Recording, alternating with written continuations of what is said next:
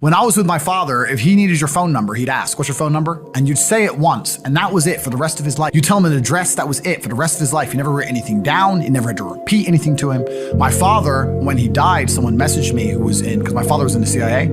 He held the CIA record for the fastest assimilation of a foreign language. My father learned Russian within 2.5 weeks from zero. Like, really? he would just read a book. He'd just read the dictionary. I didn't have what he had. Like, he was complete. He remembered every chess game he'd ever played. So you could be sitting there and he'd say, oh, I played him in 1982, and he'll just go through the whole game. Or he could beat you at chess without looking at the board. So you'd have a board in front of you and say E4, he'd be in another room, C5, knight F3, knight C6, and he'd be cooking dinner and he'd fucking smoke you. Really? Yeah, it's crazy.